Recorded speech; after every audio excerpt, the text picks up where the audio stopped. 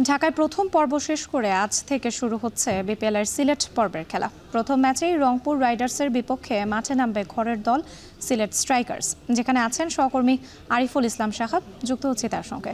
সাহাব, home team Sylhet স্ট্রাইকার্সের match দিয়ে শুরু হচ্ছে বিপিএলের সিলেট পর্ব। এই ম্যাচ ঘিরে দর্শকদের উন্মাদনা কেমন দেখছেন? ঘরের মাঠে জয়ের ধারার ফিরতে পারবে কিনা?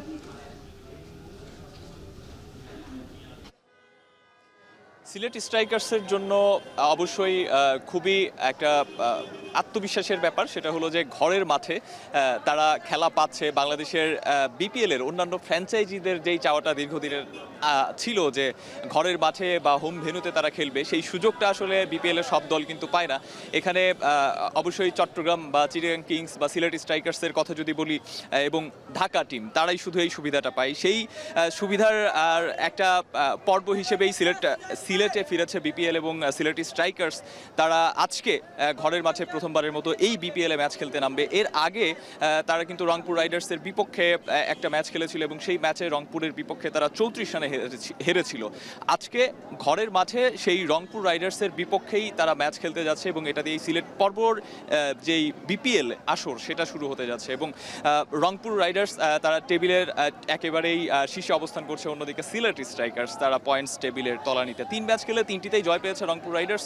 অবশ্যই এই বিপিএলে এখন পর্যন্ত তাদেরকে শক্তিশালী প্রতিপক্ষ বলতেই হবে। অন্যদিকে সিলেট স্ট্রাইকার্স ঘরের মাঠে জ্বলে ওঠার অপেক্ষায়, যেখানে দর্শক এর চিৎকার বা দর্শকদের উন্মাদনা, উল্লাস বা উচ্ছ্বাস তাদের জন্য বাড়তি প্রেরণা হিসেবে কাজ করবে, অনুপ্রেরণা হিসেবে কাজ করবে, যেটা তাদেরকে আসলে মাঠের খেলায় প্রতিফলন ঘটাতে হবে দর্শকদের সেই উচ্ছ্বাসটাকে। এবং সিলেটের তানজিম হাসান সাকিব রয়েছেন, জাকের আলী অনিক রয়েছেন, যারা ন্যাশনাল টিমের হয়ে, জাতীয় দলের হয়ে দীর্ঘদিন ধরেই আসলে মাঠ মাতাচ্ছেন। এবং এই সিলেট পর্বের এই খেলায় তাদের উপর একটা বাড়তি চোখ থাকবে, যেহেতু তারা ঘরের ছেলে বা সিলেটের সন্তান এবং সিলেটে তারা বেশ কিছুদিন ধরেই জাতীয় দলের হয়ে বাংলাদেশের প্রতিনিধিত্ব করছেন। এবং সিলেটের গর্ব বলতে হয় এই তানজিম সাকিব বা জাকের আলী অনিকদের।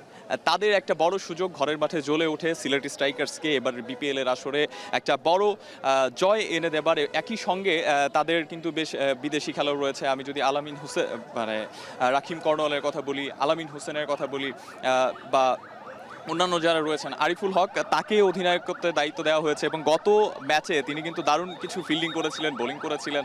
তবে তাদের যেই ব্যাপারটা সেটা হচ্ছে যে ব্যক্তি পারফরমেন্স আমরা দেখতে পাচ্ছি, তবে দলগতভাবে তাদের যে পারফরমেন্সের ব্যাপারটা সেটা কিন্তু আসলে প্রথম ম্যাচে সেভাবে দেখা যায়নি। যার কারণে সিলেট স্ট্রাইকার্স প্রথম ম্যাচে তাদের বোলিংটা মোটামুটি ভালো হলেও ব্যাটিংটা সেভাবে করতে পারেনি। 121 রানেই গুটিয়ে গিয়েছিল রংপুরের 155 রানের জবাবে। সেই জায়গাতে আজকে সিলেট স্ট্রাইকার্সের জন্য একটা উদ্বেগের জায়গা বা কনসার্নের জায়গা থাকবে যে ব্যাটিংটা তাদেরকে ভালো করতে হবে।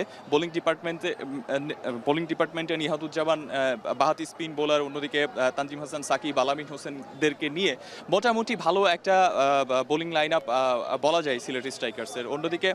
অন্যদিকে ব্যাটিংয়ের যেই ব্যাপারটা, ব্যাটিংয়ে যদি আমার মনে হয় যে সবাই একটু হাল ধরতে পারেন বা জাকির আলী অনেক তাদের মতো করে যেই নিজেদের যে মেধাটা রয়েছে, নিজেদের যেই সামর্থ্য রয়েছে, সেই সামর্থ্য দিয়ে যদি খেলতে পারেন তাহলে ডেফিনেটলি এই ম্যাচে তাদের পক্ষে জয় সম্ভব। তবে রংপুর রাইডার্স অন্যতম শক্তিশালী প্রতিপক্ষ, তারা ডিফেন্ডিং চ্যাম্পিয়ন ফরচুন বরিশালকেও হারিয়ে দিয়েছে। সেই জায়গা থেকে সিলেট স্ট্রাইকার্সের জন্য রংপুরের বিপক্ষে জয় নিয়ে আসাটা আসলে কঠিন হবে। তবে সেখানে তাদের আত্মবিশ্বাস যোগাতে পারে অবশ্যই আমার মনে হয় যে ঘরের মাঠে তাদের খেলা, এবং সেটাই আসলে রংপুরের সবচেয়ে বড় প্রতিপক্ষ। এবং বিপিএলের সিলেট আসলে সবাইকে দারুণ একটা ম্যাচ উপহার দেবে, এটাই প্রত্যাশিত।